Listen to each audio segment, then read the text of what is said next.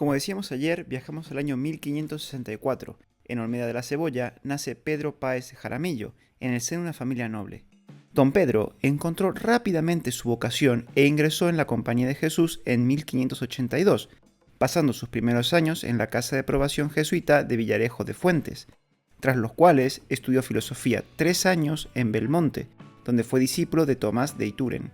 Aquello no retendrá mucho tiempo a nuestro protagonista, ya que eran años de gran expansión misionera de la Compañía de Jesús.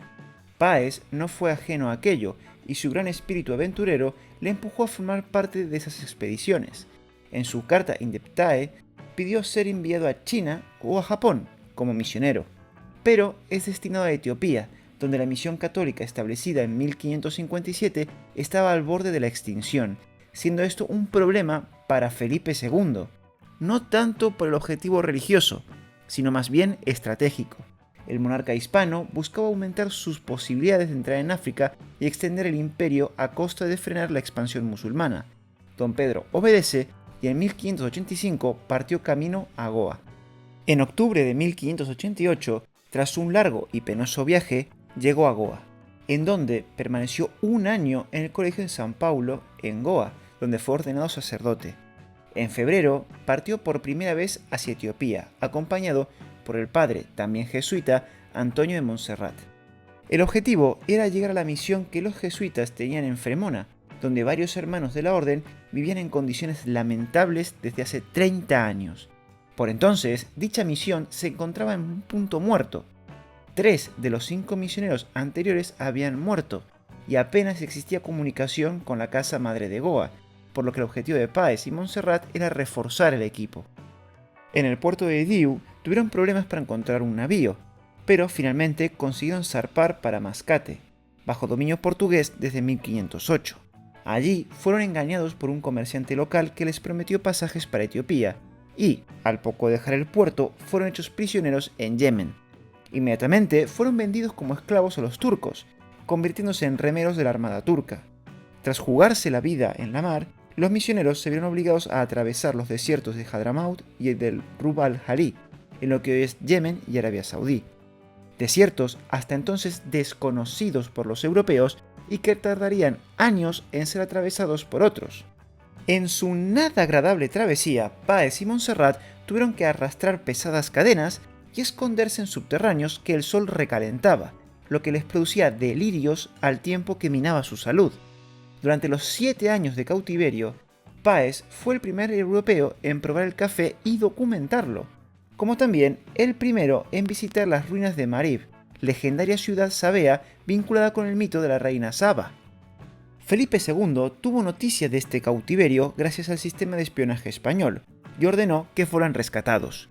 La orden fue cumplida a rajatabla por el gobernador de Goa, quien pagó 500 cruzados por cada uno. Retornando a Goa en diciembre de 1596, donde Montserrat murió al poco tiempo.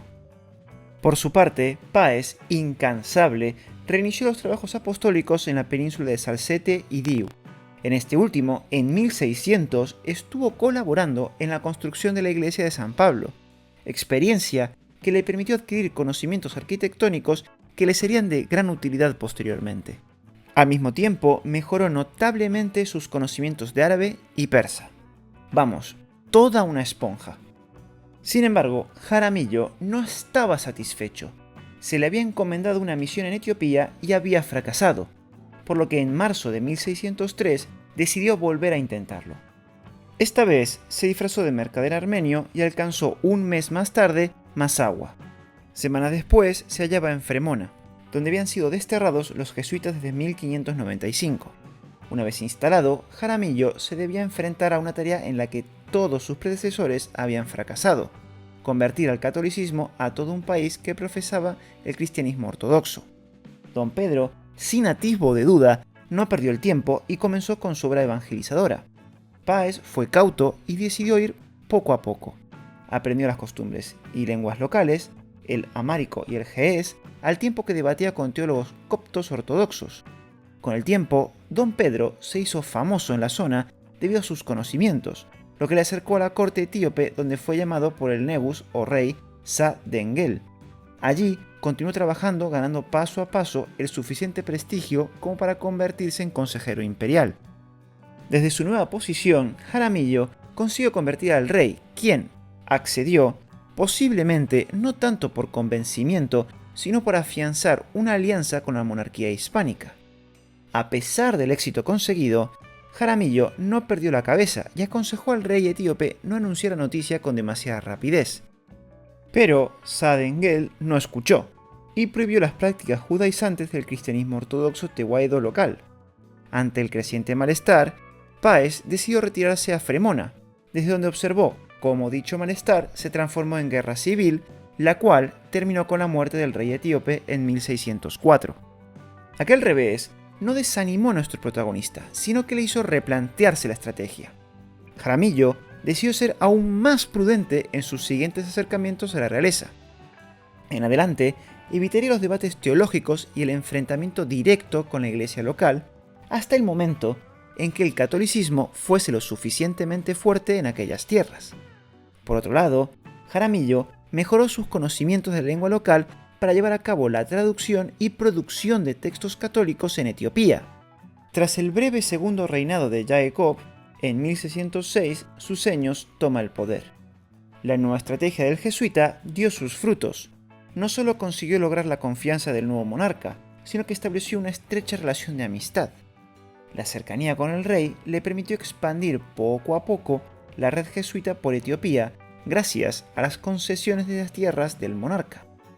Esto despertó ciertas suspicacias en la corte, pero el carisma de Jaramillo consiguió aplacarlas y atraer a muchos cortesanos al catolicismo, incluido el hermano del monarca, Crestos, quienes pasaron a convertirse en sus protectores, otorgándoles más tierras y medios de financiación a las residencias jesuitas. Desde su posición en la corte, Jaramillo no solo desempeñó tareas de evangelización, sino también diplomáticas, como la redacción de cartas que el rey de Etiopía enviaba al Papa y al rey de España, a lo que hay que sumar que recibió encargos de construir iglesias, una encargada por el propio rey y otra por su hermano, Crestos. Ambas siguieron un estilo europeo, lo que supuso la introducción del manierismo renacentista en Etiopía, aunque ambos templos colapsaron al poco tiempo. La labor arquitectónica de Jaramillo no terminó con la construcción de los dos templos. También recibió como encargo del rey Susiños la construcción de un palacio en la península de Gorgora, al norte del lago Tana. Lo característico de esta construcción fue la torre diseñada por Don Pedro, construida en piedra seca con barro, sin mortero de cal, lo que la convierte en un edificio único en África. Con el tiempo, el palacio se convirtió en un monasterio y más tarde en la iglesia de Górgora la Nueva. Aunque te parezca que el jesuita estaría colapsado de trabajo y agotado, nada más lejos de la realidad. Jaramillo también acompañaba al rey etíope en sus viajes. En uno de estos viajes, fue el primer europeo que llegó a las fuentes del Nilo Azul, el 21 de abril de 1618, 150 años antes de que el escocés James Bruce afirmara haberlo conseguido. Seguramente aquella imagen dejó una fuerte impresión en Don Pedro, como él mismo dejó escrito. Confieso que me alegré de ver lo que tanto desearon ver antiguamente el rey Ciro y su hijo Cambises, Alejandro Magno y el famoso Julio César. Jaramillo realmente no tenía el objetivo de buscarlas, pero igualmente las describió con todo detalle, incluso como los etíopes la llamaban, Abey. Pero si aún te parece poco la labor de Jaramillo en Etiopía, piensa que al mismo tiempo que realizaba todas las tareas que te he contado, también escribió su gran obra, Historias de Etiopía, consistente en 4 tomos con información fidedigna sobre Etiopía, costumbres, flora y fauna, y además sus experiencias por aquellas tierras, entre las que se encuentran las fuentes del Nilo Azul. Jaramillo se decidió a llevar a cabo esta tarea debido a que había caído, años atrás, un libro de un franciscano que hablaba sobre Etiopía, en el que se mencionan unicornios y otras fantasías. Lo que, por supuesto, no era verdad, y Jaramillo decidió refutarlo. De esta obra solo quedaron 2 copias, un ejemplar en el Vaticano y otro en la Universidad de Braga. situación que cambió en 1945 cuando fue traducida al portugués y en 2010 al español. Finalmente, don Pedro falleció el 22 de mayo víctima de unas fuertes fiebres.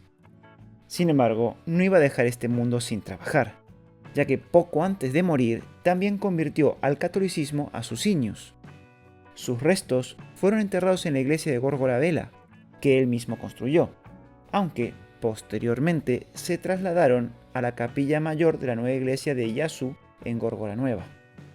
La grandeza de su obra la describe el propio Sucinios en una carta dirigida al principal de la Orden de Goa. Después que este sol clarísimo se eclipsó y se ausentó de nuestros ojos, nuestra alegría se convirtió en tristeza y nuestro gozo en llanto. Si esta carta o este papel fuera tan grande como el cielo y todo el océano fuera tinta, no me parecería bastante para referir la menor parte de sus virtudes y del fruto que hizo en Etiopía. Fue la boca de nuestra bendición, fue nuestro maestro, fue nuestro apóstol, tan digno de alabanza cuanto fue grande en sus obras.